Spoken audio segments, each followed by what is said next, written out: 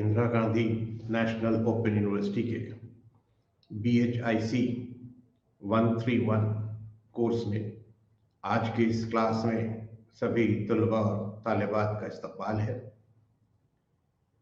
आज हम लोग उसी सिलसिले को आगे जारी रखेंगे जिस पर गुज़श्ता 2 क्लासेस में हम लोग बात कर चुके हैं। और आप जानते ही हैं कि हम लोग हिंदुस्तान की तारीख़ के जिस दौर के बारे में गुफ्तगू कर रहे हैं वो इब्तदाई ज़माने से लेकर 300 CE या कॉमन एरा के तवील अरसे पर फैला है। हमने अब तक आपसे इस मौजू पर बात की कि तारीख़ क्या है, इसके माखज़ क्या हैं, और हम लोगों ने कुछ ऐसी मिसालें भी देखी जहाँ ये माखज़ हमारे लिए तारीख़ को समझने में मददगार साबित होते हैं। तो एक तरह से जो बुनियादी मामला था माखज़ का, सोर्सेज का और उसका क्या एप्लीकेशन है, इस पर हम लोग बात कर चुके हैं। हम लोग आज इस तीसरे लेक्चर में एक और पहलू पर बात करेंगे और वो ये है कि तारीख़ का ताल्लुक़ जग़राफ़िया से क्या है। हमारा जो कुदरती जग़राफ़िया है, जो हमारी नेचुरल ज्योग्राफी है, तारीख़ से उसका क्या ताल्लुक़ है। तो पहले तो आपको हम याद दिला दें कि तारीख़ है क्या। आप जानते हैं कि इस दुनिया पर इंसानी माशरे ने जो तरक्की की है, जो उसके तजुर्बात रहे हैं, उन्हीं की तहरीरी शक्ल तारीख़ है। जग़राफ़िया क्या है ये भी आप जानते हैं कि अर्थ या दुनिया की जो बनावट है, जो उसके फिज़िकल फीचर्स हैं,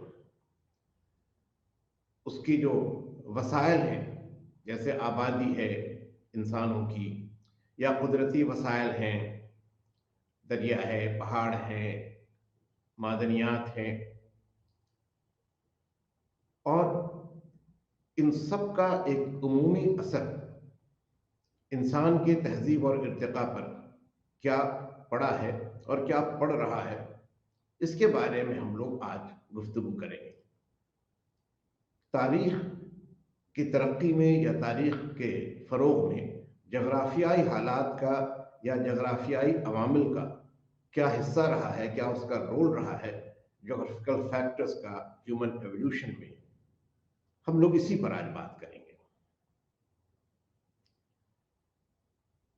जग़राफ़िया के सिलसिले में भी हमने आपसे कहा कि जो ज़मीन है, जो अर्थ या दुनिया है, इसकी जो बनावट है, इसकी जो तश्कील हुई है, उसके सिलसिले में हम इसमें पढ़ते हैं, इल्म हासिल करते हैं। अब ये ज़मीन एक तरह की नहीं है, बल्कि इसमें मुख्तलिफ तरह की ज़मीनें हैं। कहीं पर ऐसा सिलसिला है कि ज़मीन बहुत ज़रख़ीज़ है, फर्टाइल लैंड है। कहीं ऐसा है कि ज़मीन पहाड़ियों का इलाका है, हिली टेरेन है। कहीं ऐसा है कि इस ज़मीन में नदियों का बहाव है, reverse flow in these lands. तो ज़मीन की साख हर जगह एक जैसी नहीं है, और ये जो फ़र्क है, ये फ़र्क किस तरह इंसानी आबादी को मुतासिर करता है और इस असर से तारीख़ी इर्तिक़ा के पहलू किस तरह निकलते हैं, इसे हम लोग पहले देखेंगे। दूसरे, जब इस मौजू पर हम लोग बात करते हैं तो एक लफ्ज़ टोपोग्राफी आपको मिलेगा। टोपोग्राफी का माने होता है ज़मीन की जो तश्कील हुई है। जैसे मान लीजिए पहाड़ी इलाके हैं, मैदानी इलाके हैं, पठार या प्लेटो हैं, जंगल हैं।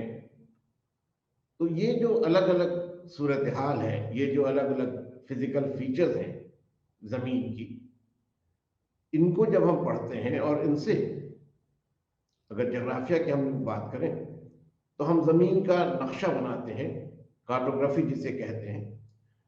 तो कार्टोग्राफी में या दुनिया का नक्शा बनाने में, ज़मीन का नक्शा बनाने में हमें इसकी टोपोग्राफी के बारे में जानना पड़ता है, क्योंकि जो फिजिकल फीचर्स हैं ज़मीन के, जो उसकी तबीई खसूसियात हैं, उनको नक्शे पर दिखाने में हमें इन तमाम बातों को महफूज रखना पड़ता है कि ज़मीन की साख किस जगह पर कैसी है, और ये कि उसकी तामीर में, उस ज़मीन के उस हिस्से की तामीर में किस तरह के जियोलॉजिकल फॉर्मेशंस का हिस्सा रहा है। ज़मीन का जो इर्तका हुआ है, हमारी दुनिया जिस तरह इवॉल्व की है, तो ज्योग्राफिकल फीचर्स भी इवॉल्व करते रहे, और इनको समझने में टोपोग्राफी हमारे लिए मददगार है। फिर तीसरी बात आ जाती है रेनफॉल या बारिश की। जोग्राफिया में हम बारिश के मुताल्लिक पढ़ते हैं, बारिश क्यों होती है, किन जगहों में होती है, कहाँ ज़्यादा होती है, कहाँ कम होती है।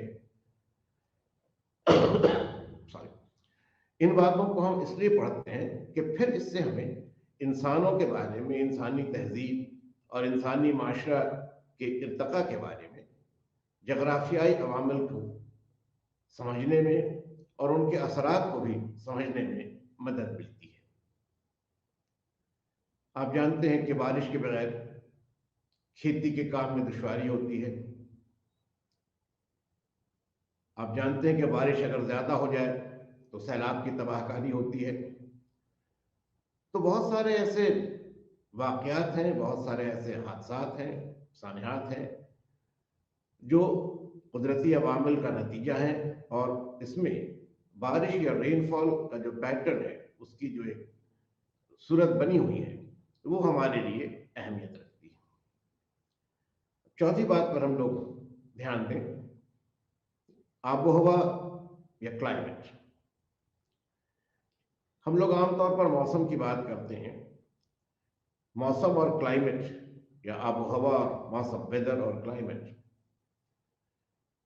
दोनों का आपस में बहुत गहरा ताल्लुक है।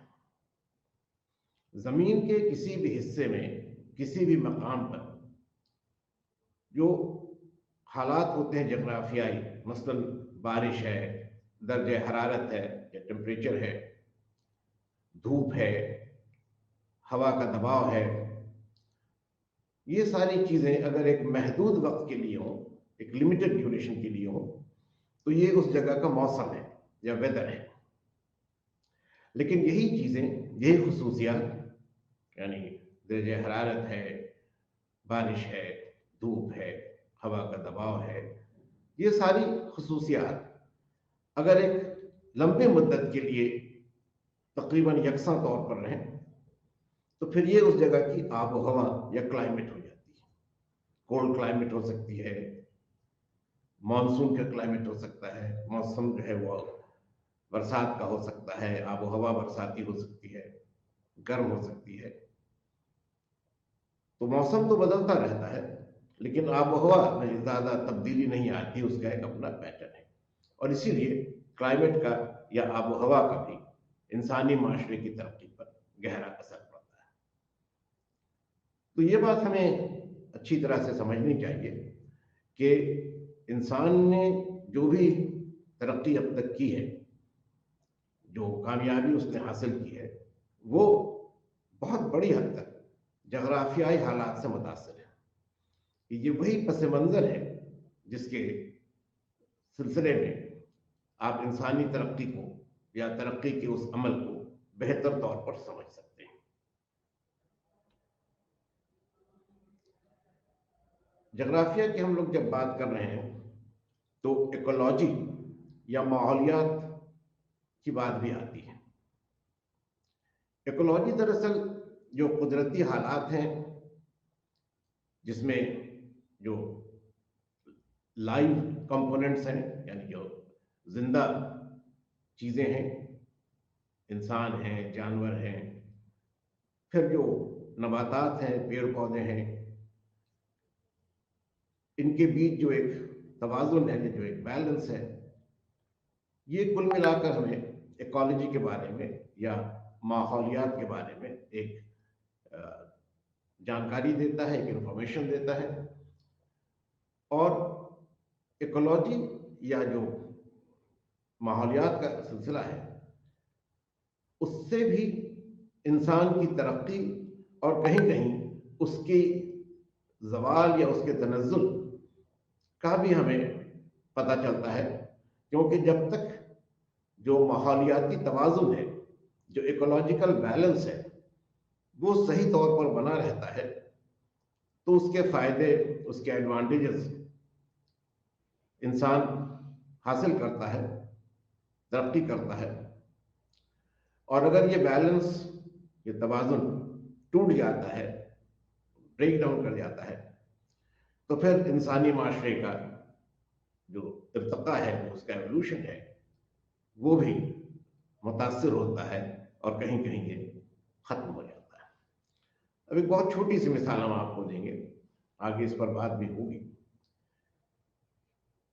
सिंधु नदी के किनारे का जो इलाका है, इंडस वैली का जो इलाका है, वो आज से कोई 5000 साल पहले एक बहुत ही तरक्की याफ्ता शहरी तहजीब का मरकज रहा है।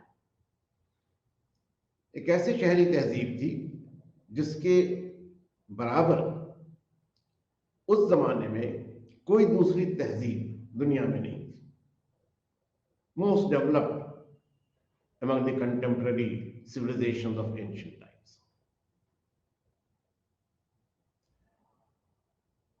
इसकी तरक्की और इसका जो एक दायरे कार था, उसमें बहुत बड़ा हिस्सा सिंध नदी का था, उस इलाके की बारिश के पैटर्न का था, वहां की जमीन की जरखेजी का था।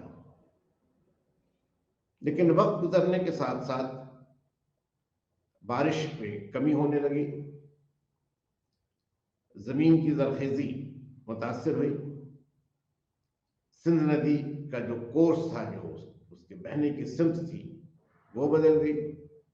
और नतीजा ये हुआ कि ये इतनी अजीम तहजीब, जो तकरीबन 1000 साल तक अपने पूरे शान शौकत के साथ, अपने फुल ग्लोरी में 2500 BC या 2500 BCE से लेकर 1500 BCE तक बनी रही थी, इसका ज़वाल हो गया, जहां से इंसानी आबादी रफ्ता रफ्ता खत्म हो गई।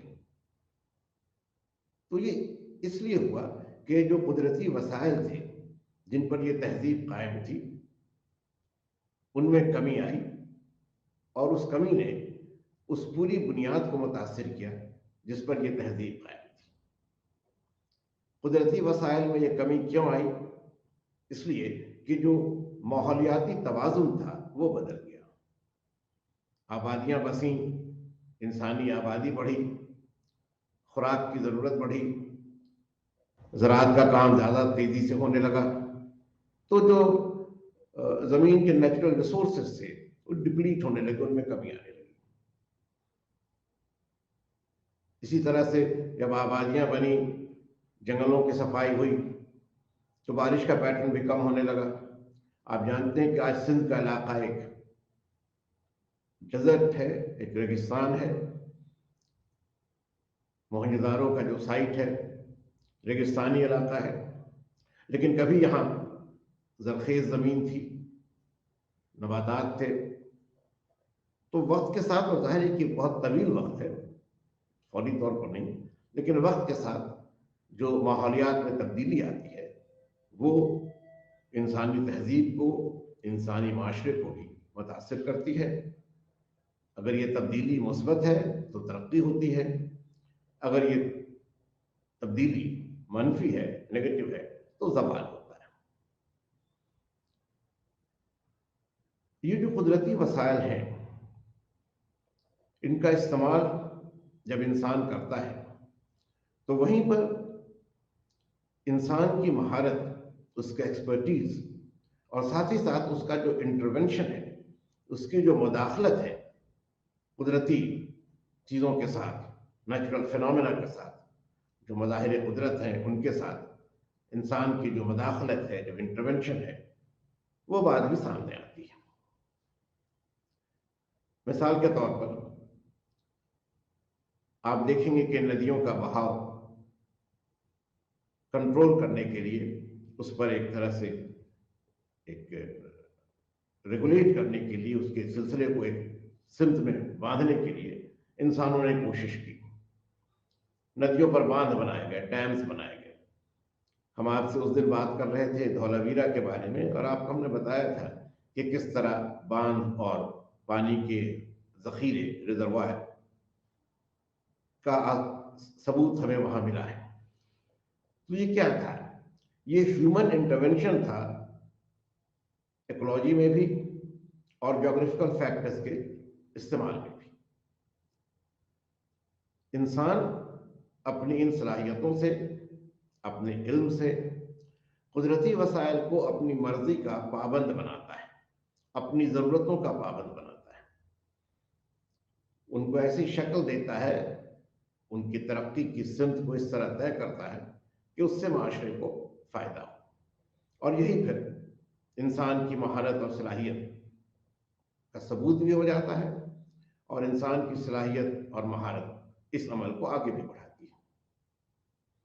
एक छोटी सी मिसाल फिर हम आपको याद दिलाना चाहेंगे।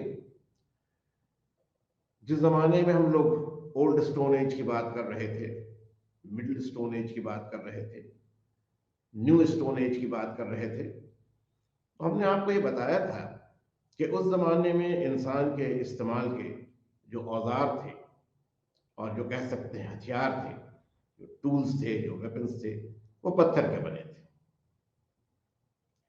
अब ओल्ड स्टोन एज में ये सामान पत्थर के बड़े टुकड़ों से बनते थे, उनकी सतह हमवार नहीं होती थी, और उनका इस्तेमाल भी महदूद तौर पर हो सकता था। लेकिन रफ्ता रफ्ता ऐसा हुआ कि इंसान पत्थर के उन टुकड़ों को थोड़े और छोटे हिस्सों में तोड़ने में कामयाब हुआ। तो ओल्ड स्टोन एज के मुकाबले में मिडिल स्टोन एज में जो पत्थर के सामान हैं वो छोटे हैं, बेहतर हैं, और उनकी जो सतह है वो बहुत हद तक हमवार है। अब ये तब्दीली क्यों है? कुदरती वसाइल वही हैं, पत्थर वही है, लेकिन उस पत्थर को तोड़ने में, बनाने में, उसको एक नई शक्ल देने में उस समय का जो इंसान था, जो प्रिमिटिव मैन था, जो इब्तदाई हाल में जो इंसान था, उसने अपनी कुछ महारत बना ली थी, कुछ अपनी एक्सपर्टीज उसने डेवलप कर ली थी, और उसी की मदद से वो पत्थर के उन्हीं टुकड़ों को, जिनको वो पहले से जानता था, इस्तेमाल में भी रखता था, उनको उसने थोड़ी बेहतर शक्ल दे दी। फिर न्यू स्टोन एज के बारे में हमने आपसे कहा था कि उस वक्त के जो हथियार या औजार हैं वो बहुत नफीस हैं, उनकी धार बहुत तेज है, और ये सिर्फ हाथ से फेंकने वाले ही औजार या हथियार नहीं थे, बल्कि इनमें अब लकड़ी की हैंडल या बीच भी लगाई जा सकती थी। तो इंसान ने इस तरह से उन्हीं कुदरती वसाइल को, जिनको वो सदियों से इस्तेमाल करता आ रहा था, अपनी महारत, अपने इल्म, अपने तकनीकी तरक्की के नतीजे में बेहतर से बेहतर बनाया। और जिस तरह ये वसाइल बेहतर होते गए, इंसानी इर्तका का अमल आगे बढ़ता गया, और इंसानी इर्तका ने फिर इन वसाइल को और बेहतर तौर पर इस्तेमाल करने के हालात पैदा किए। तो कुदरती वसाइल और इंसानी सलाहियत, ये दोनों एक दूसरे के साथ एक बाहमी तफाउल में, एक इंटरैक्शन में, एक म्यूचुअल इंटरैक्शन में जुड़े रहे हैं। और ये जो इन दोनों के बीच का इंटरैक्शन है, जो तफाउल है, वो इंसानी तरक्की का एक बड़ा राज है, एक बड़ा सीक्रेट है, एक बड़ा सबब है। अब हम लोग इम्पैक्ट की बात करें। कि ये जो ताल्लुक है कुदरती वसाइल और इंसानी मदाखलत का, इसका इम्पैक्ट क्या है, इसका असर क्या होता है। कुछ बात हमने अभी इस सिलसिले में आपसे की, उसी सिलसिले को थोड़ा और आगे हम लोग बढ़ाएं। तो ये एक अजीब सा कॉन्ट्रडिक्शन है, एक सितमज़रीफी भी हम कह सकते हैं कि आयरनी है कि जगराफियाई वसाइल का इस्तेमाल करने, कुदरती वसाइल का इस्तेमाल करने के बगैर इंसान आगे नहीं बढ़ सकता है। लेकिन अगर इनका इस्तेमाल ज़रूरत से ज़्यादा हो जाता है तो फिर इंसान के लिए मुश्किलें होती हैं। तो एक और मिसाल आपको हम यहाँ पर दें। अभी तक हम लोग ये बात कर रहे थे कि कुदरती वसाइल को किस तरह इंसान अपनी सलाहियत से अपने मसरफ के लिए बेहतर बना लेता है। दूसरी मिसाल इसी इम्पैक्ट के बारे में, असरात के बारे में। आप जानते हैं कि इंसान सबसे पहले हंटिंग या शिकार के जरिए और फिर फूड गैदरिंग या खाने के लिए जो फल थे, जो फूल थे, जो और ऐसी चीजें थी जो इंसान खा सकता था, तो हंटिंग और फूड गैदरिंग, शिकार और खुराक के जखीरे के जरिए इंसान अपनी जिंदगी की जरूरतें पूरा करता था। इसमें दुश्वारी ये थी कि शिकार के लिए जो जानवर थे उनकी तादाद रफ्ता रफ्ता कम होने लगती थी। वहां पर के जो पेड़ पौधे थे उनसे जो फूल या फल या और खुराक की अशिया हासिल होती थी वो कम होने लगती थी, और यहीं पर वो अदम तवाज़ुन, वो इम्बैलेंस आ जाता था, जहां इंसान अपनी ज़रूरतों के लिए कुदरती वसाइल का इस्तेमाल इस हद तक करने लगा जहां के माहौलियाती तवाज़ुन बदल गया, और तब वहां से इंसान को दूसरी जगह हिजरत करने की या माइग्रेट करने की जरूरत है। अब ये किस तरह बनाए रखा जा सके, ये तवाज़ुन किस तरह बनाए रखा जा सके कि वसाइल भी बरकरार रहें, ज़रूरतें भी पूरी हों और इंसानी तरक्की का अमल भी जारी रहे।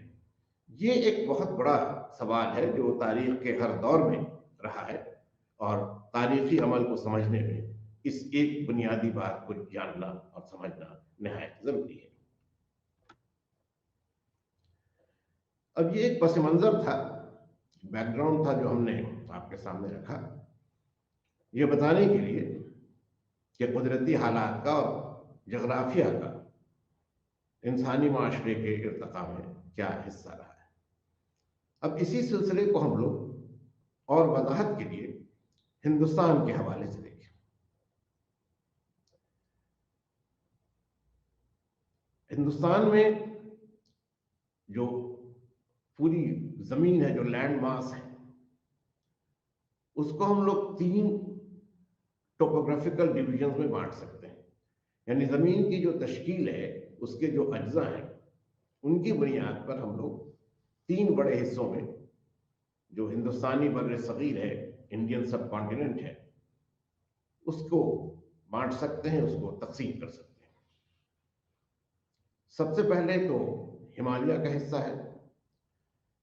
हिमालय का जो माउंटेनस टेरेन है, यानी जो हिमालय से जुड़ी हुई पहाड़ियों का जो सिलसिला है, वो एक बड़ा इलाका है, और इसमें एक तरफ हिमालय है, दूसरी तरफ एक और सिलसिला है पहाड़ों का जो हिंदू कुश पहाड़ों के नाम से जाना जाता है। हिंदू कुश माउंटेन्स, जैसा कि आप जानते हैं, नॉर्थ वेस्ट में है, हिमालय नॉर्थ में है, और हिमालय का एक्सटेंशन ईस्टर्न या नॉर्थ ईस्टर्न एरिया में भी है। उस लिहाज से हम लोग हिमालय की इस तराई को 3 छोटे हिस्सों में बांट देते हैं: western Himalayas, Himalayan terrain and eastern Himalayas. तीनों जगह के जगराफियाई हालात अलग अलग हैं, और उस पर अभी हम लोग बात भी करेंगे। दूसरा जो बड़ा हिस्सा है टोपोग्राफी के लिहाज से, वो इंडस गैंजेटिक प्लेन्स है, यानी सिंध नदी से लेकर गंगा नदी तक जो मैदानी इलाका है, वो दूसरा बड़ा हिस्सा है। अब यहां मुसत्तह जमीन है, मैदानी हिस्सा है जिसमें नदियों का एक जाल बिछा है, जमीन बहुत जरखेज है। इसका असर इंसानी आबादी पर क्या पड़ा, इस पर भी हम लोग बात करेंगे। और फिर जो हिंदुस्तान का बिल्कुल जनूबी हिस्सा है, जिसे हम पेनिनसुलर इंडिया या जजीरा नुमाए हिंद कहते हैं, ये विंध्य माउंटेन्स या विंध्यन रेंज जो है, विंध्य पहाड़ियों का जो सिलसिला है, उससे मजीद जुनूब में से फर्दर साउथ है, और ये तीन तरफ से समुंदर से घिरा हुआ है, इसीलिए इसको जजीरा नुमा कहते हैं। जजीरा नहीं है क्योंकि चारों तरफ पानी नहीं है, लेकिन तीन तरफ पानी है, तो ये जजीरा नुमा है, यानी जजीरे के किसी हद तक मुआसरत इसमें है। अब हिमालय में जाहिर है कि इंसानी आबादी का वो वजूद मुमकिन नहीं था जो मैदानी इलाकों में था, लेकिन फिर भी मिड हिमालयस के क्षेत्र के इलाके में हम देखते हैं कि छोटी छोटी बस्तियां बनी। सबसे पहली और सबसे तरक्की याफ्ता इंसानी बस्तियां या आबादियां जो प्लेन्स का इलाका था, जो मैदानी इलाका था, उसमें बसी। इसमें पहले इंडस के प्लेन्स में, जिसमें पंजाब और सिंध ये दोनों इलाके शामिल हैं, यहां से इब्तिदा हुई। आपको याद होगा सिंध की जो तहजीब है उसके दो बड़े मरकज हैं, सिंध में मोहनजोदारो है और पंजाब में हड़प्पा है। तो ये जो इंडस प्लेन्स हैं, सिंध का जो मैदानी हिस्सा है जो पंजाब और सिंध पर फैला है, सिंध के मैदानी हिस्से से मेरी मुराद है दरियाए सिंध का मैदानी हिस्सा, तो ये पंजाब और सिंध के इलाके पर फैला है। और यहीं आप देखेंगे कि इब्तिदाई तहजीब का आगाज हुआ। क्यों? इसलिए कि यहां पर पहले से मेहरगढ़ का जिक्र हम लोग कर चुके हैं, एक और तहजीब इस इलाके में और तरक्की करती है, उसका डेवलपमेंट होता है, वो है आमरी तहजीब, बलूचिस्तान के इलाके में। दूसरे लफ्जों में यहां पर इंसानी आबादी के आसार, ऐसी आबादी के आसार जो तरक्की याफ्ता शक्ल में थी, जिसने जो प्रिमिटिव मैन था, जो बिल्कुल इब्तिदाई दौर का इंसान था, उससे ज्यादा तरक्की कर ली थी। और इन आबादियों से फिर जो एक और भी ज्यादा तरक्की याफ्ता शक्ल सामने आई, वो नदियों के किनारे की ये तहजीब थी। तो एक इर्तकाई अमल पहले से रहा है, और फिर जगराफियाई हालात रहे हैं, जिसमें कि नदी के किनारे की जो जरखेज ज़मीन थी, नदी के रास्ते जो तजारत के इम्कानात थे, ट्रेड की पॉसिबिलिटीज थी, उस तजारत से जो वसाइल आ रहे थे, जो पैसा आ रहा था, जो नेचुरल रिसोर्सेज आ रहे थे, ये सारी चीजें मिलकर इंसानी तहजीब को आगे बढ़ाने में मददगार साबित हुई। अब जब इस तरह की तहजीब बनी तो जाहिर है कि इसके लिए जरूरी मनसूबाबंदी भी हुई, शहरों की तजारत के सिलसिले में, लेन देन के सिलसिले की, कुछ फ़नून का भी इस ज़माने में डेवलपमेंट हुआ, कुछ आर्टिस्टिक टैलेंट्स जो थे वो भी इंसान के बाहर आए, और एक बेहतर, एक उस दौर के हिसाब से कहें तो एक तरक्की याफ्ता शक्ल इंसानी माशरे की बनी। अब यही अमल गंगा के मैदान में कुछ देर से शुरू होता है।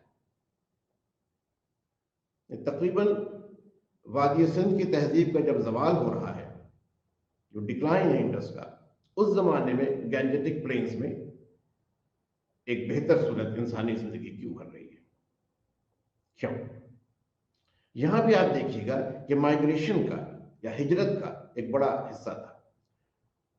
सिंध की तहजीब से जो लोग जुड़े थे, जब वहां के जगराफियाई हालात बदले, जब माहौलियाती तवाज़ुन मुतासिर हुआ, तो ये लोग उस इलाके से दूसरे इलाकों की तरफ जाने लगे।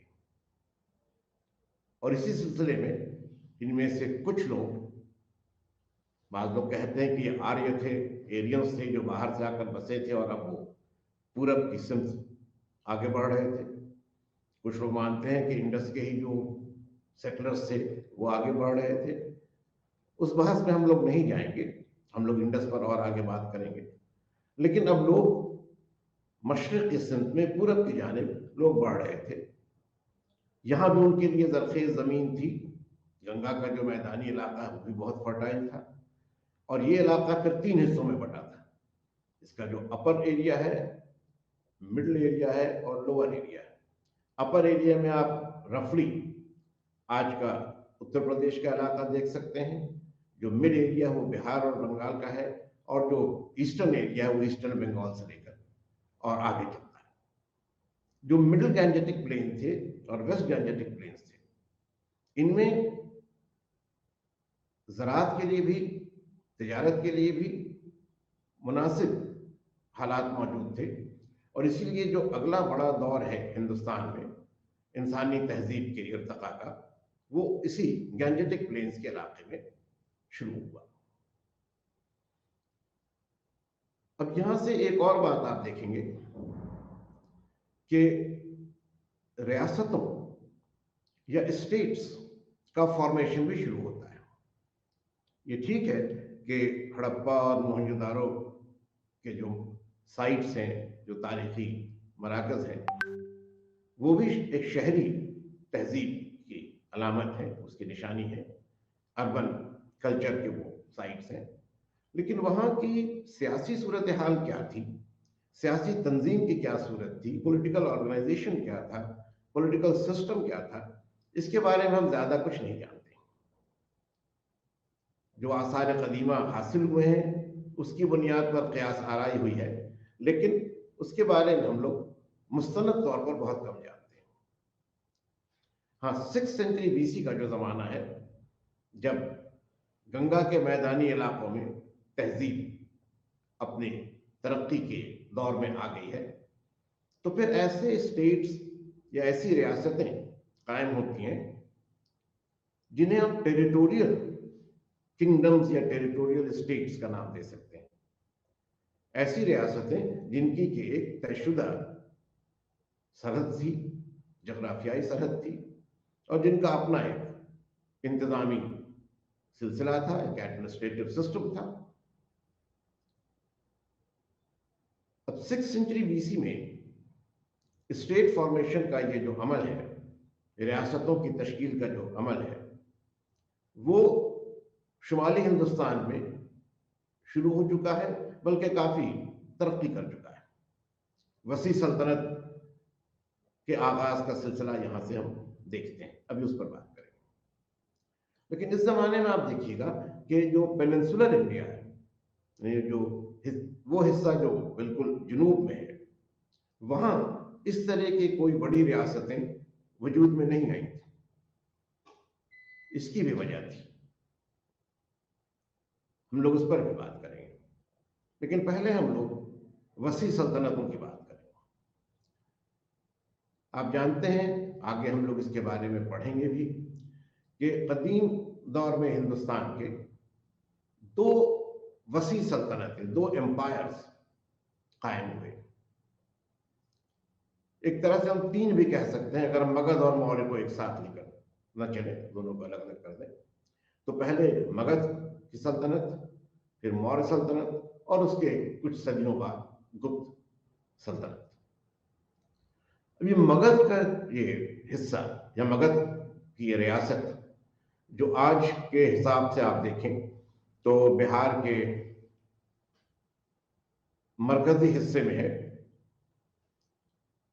यहां से हिंदुस्तान में वसी सल्तनतों की तामीर का सिलसिला क्यों शुरू हुआ, किसी दूसरे इलाके से हिंदुस्तान के ये अमल क्यों नहीं शुरू हुआ। फिर आप देखेंगे कि यहाँ जो जगराफियाई हालात थे, जो जोग्राफिकल सिचुएशन था, उसकी बड़ी अहम हिस्सेदारी रही है। ये जो इलाका मगध का था, जरखेज तो था ही, ज़राअत काफ़ी बड़े पैमाने पर हो रही थी। जो ज़्यादा पैदावार थी, जो सरप्लस प्रोडक्शन था, एग्रीकल्चरल प्रोडक्शन था, उसका इस्तेमाल तजारत के लिए हो रहा था, ट्रेड के लिए हो रहा था। इकोनॉमिक प्रॉस्पेरिटी थी, माशी खुशहाली थी। और इन सब के साथ साथ इस इलाके में मादनियात के तौर पर लोहे की बड़ी खानें थी। और लोहा दोनों मामलों में, ज़राअत के मामले में भी बेहतर और मजबूत हल बनाने के लिए, और जंग के मामले में भी बेहतर और मजबूत हथियार बनाने में, उस वक्त तक जितनी भी धातें इंसान के इल्म में थी, उनमें सबसे मजबूत और सबसे कारगर था। तो अगर हम लोग पुरअमन मामलों को देखें, पीसफुल एक्टिविटी को देखें, तो ज़राअत के लिए, अगर हम लोग मिलिट्री एक्टिविटीज को देखें, फौजी मामला को देखें, तो फिर हथियारों के लिए। ये एक बहुत बड़ा रिसोर्स था, एक बहुत बड़ा वसीला था जो मगध के इलाके में मौजूद था। इस पैमाने पर ये आसपास के इलाकों में ये वसायल नहीं थे। दूसरी ये कि मगध से सटा हुआ जो पठार का इलाका था, प्लेटो एरिया था, जंगल थे, वहां हाथी, एलिफेंट्स बड़ी तादाद में मौजूद थे। और हाथियों का इस्तेमाल भी जंग के कामों में बहुत मौसर तौर पर किया जाता था। तो ये तो कुदरती वसाइल की बात हुई। अब इंसानी मदाखलत को भी हम लोग देखें। मगध का एक बादशाह था अजातशत्रु। तारीख में उसे पहला एम्पायर बिल्डर भी कहा जाता है, क्योंकि उसने एक सोचे समझे अंदाज से, एक प्लान तरीके से मगध की तौसी का काम किया। और कुदरती वसाइल का तो फायदा था ही, कुदरती तरफ से या कुदरत की तरफ से जो रुकावटें थी, जो नेचुरल बैरियर्स थे, अब उसको इंसानी महारत ने अपने कब्जे में लिया या अपने मातहत कर लिया। अजातशत्रु ने वैशाली पर भी फतह हासिल की थी, जो गंगा के दूसरे किनारे पर था। और इसके लिए लाजमी था कि कश्तियों का एक मजबूत बीड़ा हो, एक फ्लोटिला ऑफ स्ट्रॉन्ग बोट्स हो, जिससे नदी को पार करके दूसरी तरफ हमला किया जा सके। नदी अपने आप में एक रोक है, एक ऑब्स्टिकल है। नदी की चौड़ाई, उसका तेज बहाव, जाहिर है कि फौज के मूवमेंट में एक बड़ा मसला था। लेकिन इंसानी सलाहियत ने इस मसले का हल किया। अजातशत्रु ने एक बहुत ही मजबूत बहरी बीड़ा बनाया और उसकी मदद से उसने वैशाली पर कब्जा नहीं किया। तो कुदरती वसाइल और इंसानी महारत दोनों ने मिलकर मगध में वैसे हालात पैदा किए जिससे कि वसी सल्तनत की तामीर हुई। और फिर इसी बुनियाद पर आगे चलकर चंद्रगुप्त मौर्य ने एक हिंदुस्तान गिर सल्तनत, एक पैन इंडियन एम्पायर का क्याम किया। अब यहां पर भी एक और बात आपसे हम कहेंगे, कुदरती वसाइल और टोपोग्राफी का क्या रोल है हिस्ट्री में, उसके सिलसिले में। हमने अभी आपसे कहा था कि हिंदुस्तान के जुनूब का जो इलाका है, पेनिनसुलर इंडिया का जो इलाका है, उसमें इंसानी आबादियों का उरूज निस्बतन देर से हुआ। देर से इसलिए हुआ कि ये इलाका उस तरक्की की रफ्तार से या उस तरक्की के अमल से अलग था, जोग्राफियाई वजहों से, जो तरक्की हो रही थी अभी इंडस या गैंजेटिक प्लेन्स में। विंध्य का जो सिलसिला था, जो विंध्यन सीरीज थी, वो एक जोग्राफिकल बैरियर था। और इस नतीजे में जिस अंदाज में इंसानी माशरा शुमाली हिंदुस्तान में तरक्की कर रहा था, उस अंदाज में जनूबी हिंदुस्तान में तरक्की अभी मुमकिन नहीं हो सकी थी। कबायली थे, उनका अपना एक माशरा था, एक सोसाइटी थी, लेकिन स्टेट फॉर्मेशन का अमल अभी जनूबी हिंद में शुरू नहीं हो सका था। तो यहाँ भी आप देखिएगा कि जो फर्क रहा, वो फर्क उस इलाके की टोपोग्राफी की वजह से था। एक और बात आपसे हम यहां पर शेयर करें कि चंद्रगुप्त मौर्य ने जिस वसी सल्तनत को कायम किया, वो एक तरफ अफगानिस्तान और कश्मीर तक फैली थी और दूसरी तरफ कर्नाटक था। बंगाल तो था ही, गुजरात था ही। अब कश्मीर और अफगानिस्तान, काबुल और गांधार उस जमाने का था। इसका जिक्र हम खास तौर पर कर रहे हैं क्योंकि यहां फिर आप देखिएगा कि जो कुदरती रुकावटें थी, जो नेचुरल बैरियर्स थे, उनको इंसानी सलाहियत ने किस तरह अपने मातहत बना लिया। ये दोनों इलाके हिंदुस्तान के मैदानी इलाके से पहाड़ियों के जरिए जुदा थे, सेपरेटेड बाय माउंटेन टेरेन या हिली टेरेन। इनमें बड़ी फौजों का आना जाना आसान नहीं था। जाती तौर पर कोई सयाह आ सकता था, कोई ट्रैवलर आ सकता था, कोई ट्राइब मूव कर सकती थी, लेकिन बड़ी तादाद में फौजियों का आना जाना इस इलाके में मुश्किल था। लेकिन इस सिलसिले में एक पहल यूनानियों ने की, बल्कि ईरानियों ने की। ईरानियों ने पहले पंजाब तक अपना मिलिट्री इंकर्शन या फौजी कार्रवाइयां अपनी की, फिर सिकंदर सिंध नदी के किनारे तक आ गया और इन्हीं हालात का फायदा उठाते हुए, इन्हीं तजुर्बात का फायदा उठाते हुए चंद्रगुप्त मौर्य ने इस अमल को दूसरी तरह से कर दिया। यानी अब तक मगरिब की सिंध से फौजें हिंदू कुश को क्रॉस कर रही थी, अब मशरक की सिंध से फौजें हिंदू कुश के आगे जाने लगी। तो ये फिर ह्यूमन इनोवेशन था, ह्यूमन टैलेंट था, ह्यूमन एबिलिटी थी, जिसने ज्योग्राफिकल फैक्टर्स को, कुदरती हालात को अपने मर्जी के मुताबिक बदलने में कामयाबी हासिल।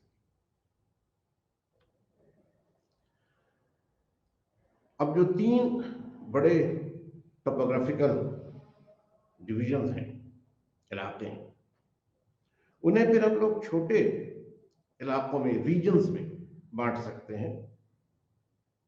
और ये जो इलाकाई तकसीम है, इसमें तकरीबन 6 या 7 इकाइयां हम देखते हैं। सबसे पहले तो हिमालय और मगरबी सरहद का इलाका है, फिर सिंध का मैदानी इलाका है, गंगा के मैदानी हिस्से हैं शुमाली हिंदुस्तान में, फिर मगरबी हिस्सा है गुजरात, सौराष्ट्र वगैरह का, वस्ती हिस्सा है, मशरकी हिस्सा है, और फिर जनूबी हिस्सा है जिसमें पहले दक्कन का इलाका है और उसके बाद जो पेनिनसुलर इंडिया है उसका इलाका है। तो हिंदुस्तान जितना वसी इलाका है, उसमें जाहिर है कि ये छोटे छोटे इलाकाई आइडेंटिटीज या रीजनल आइडेंटिटीज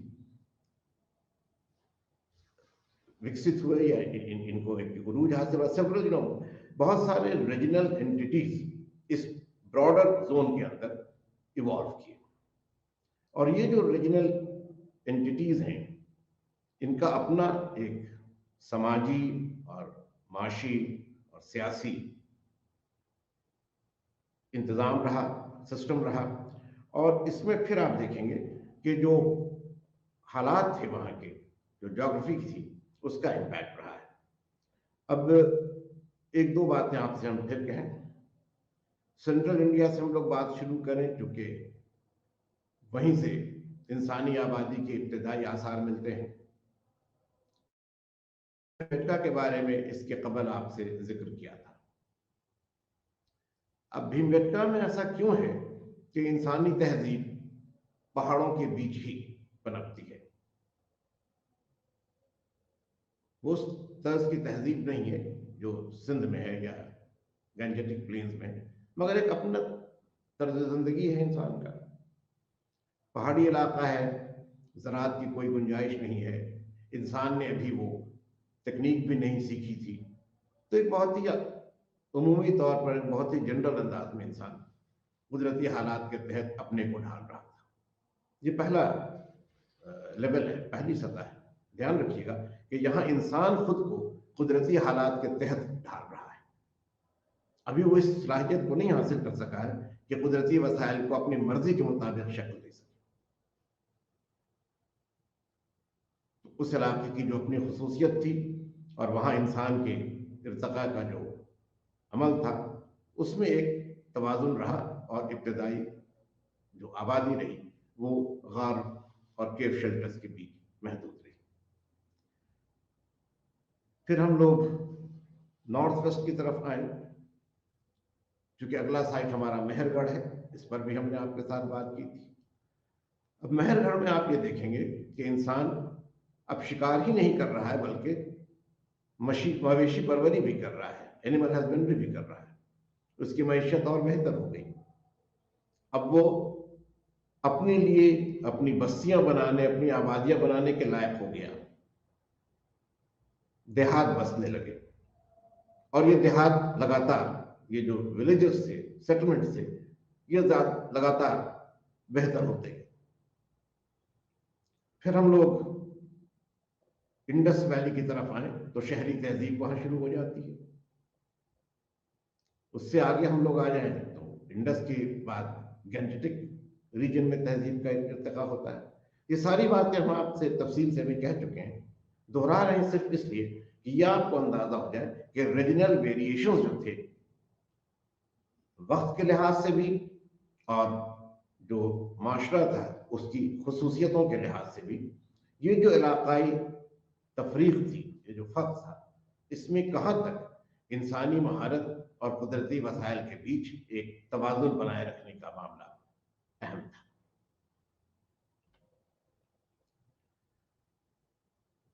अब इसके बाद हम लोग ये देखें कि जो हिस्टोरिकल साइट्स या जो तारीखी मराकज़ हमें मिलते हैं, आसार कदीमा के जो मराकज़ हैं, उन्हें अगर हम देखते हैं, उनका स्टडी करते हैं, उनका जायजा लेते हैं,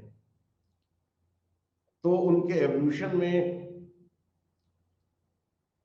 जहाँ एक लंबा अमल है, वहाँ बहुत तरह के फ़र्क भी हैं, बहुत सारी तफरीक भी है, और इसका असर इंसानी माशरे के तमाम पहलुओं पर पड़ता है। मिसाल के तौर पर इंसान जो कपड़े पहनता है, जो उसका लिबास है, जगराफियाई हालात उसको मुतासिर करते हैं। जहाँ ठंडी आबो हवा है, सर्द आबो हवा है, वहाँ के लोगों का लिबास अलग अंदाज का होगा।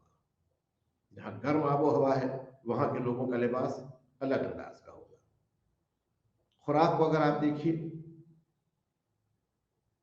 तो अलग अलग इलाकों में जो ज़मीन की पैदावार है, जिस फसल की पैदावार होती है, उसकी बुनियाद पर इंसान की खुराक, उसके खाने के जो अज्जा हैं या खाने की जो अशिया हैं, वो अलग होंगी।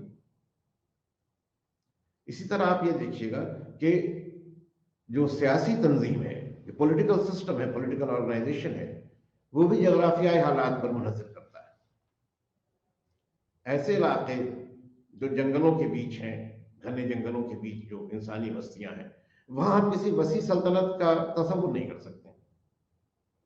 वो छोटे छोटे सेटलमेंट्स हैं, छोटे छोटे विलेजेस हैं उस जमाने में, आज की बात हम नहीं कर रहे हैं, जहाँ के कबायली हैं, और वो जो मेन इलाका है तहजीब के इर्तिका का, उससे अलग है जगराफियाई हालात की वजह से, कहीं पहाड़ों की वजह से, कहीं जंगलों की वजह से।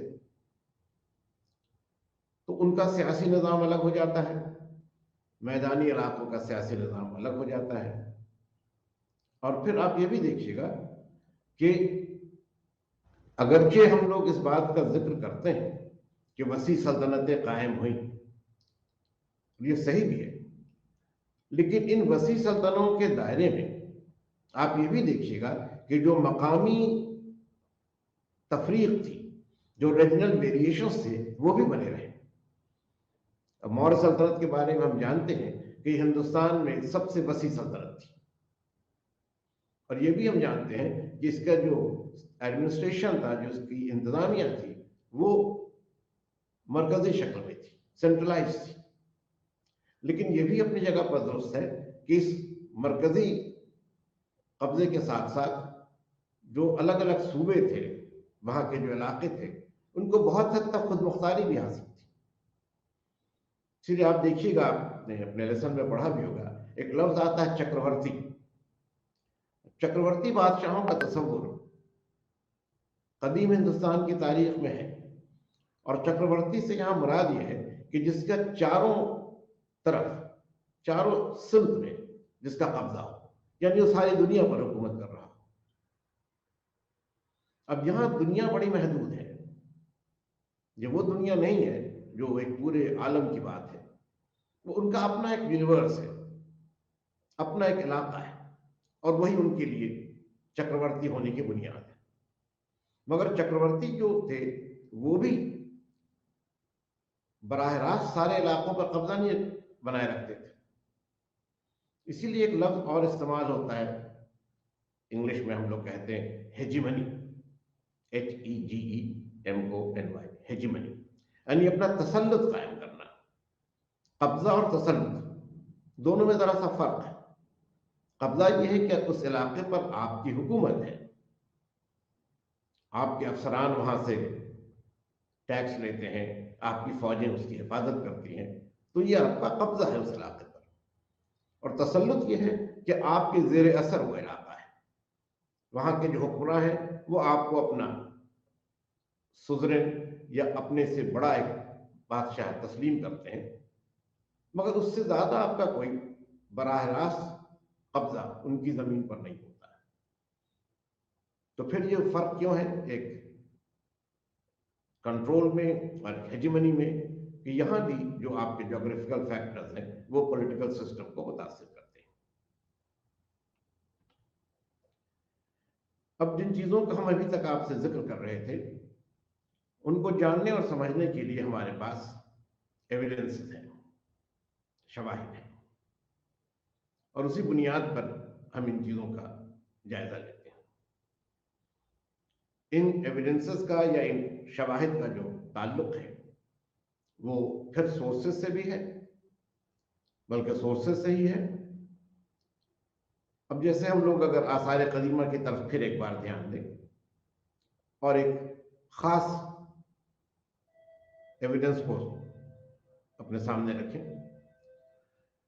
तो इस जमाने में जो बर्तन, मट्टी के जो बर्तन बनाए जाते थे इब्तिदाई दौर में, यानी जब गैंजेटिक प्लेन्स में स्टेट्स का फॉर्मेशन हो रहा था, उससे पहले से अगर हम लोग बात करें तो तकरीबन 1000 BCE से पहले हमें बहुत सारे साइट्स पर ऐसे मट्टी के बर्तन मिले हैं जो राख के रंग के हैं। इन्हें हम पेंटेड ग्रे वेयर का नाम देते हैं। ये बर्तन आग में पकाए जाते थे और उन पर जो एक राख थी उसके डिपॉजिट से ये ग्रेश कलर इसमें आ जाता था। ये इब्तिदाई दौर था।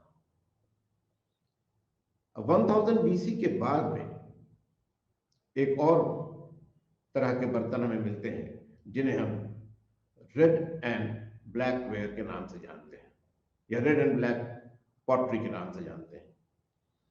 अब इन बर्तनों की सतह पर जो डिजाइन्स हैं, जो सजावट की चीजें बनाई गई हैं, उनमें लाल और स्याह, रेड एंड ब्लैक, सुर्ख और स्याह, इन दोनों रंगों का इस्तेमाल हुआ है। ये इस बात को जाहिर करते हैं कि अब बर्तन बनाने के फन में इंसान ने एक और तरक्की हासिल कर ली थी कि अब इनको वो रंग देने में, रंग करने में इन पर कामयाब था। और इससे के बाद 600 BC के बाद आप देखेंगे कि काफी बड़ी तादाद में हमें वो बर्तन मिलते हैं जिनमें सुर्ख और स्याह रंग के साथ एक पॉलिश का, एक चमकीली सतह का भी हमें एविडेंस मिलता है, उसका भी सबूत मिलता है, जिन्हें हम नॉर्दर्न ब्लैक पॉलिश्ड वेयर का नाम देते हैं, NBP वेयर। अब ये जो पॉलिश है ये अपने आप में फिर एक अगले इर्तिका को दिखाती है, जहां रंग के साथ उसमें एक चमक का भी उन्सुर शामिल हो जाता है।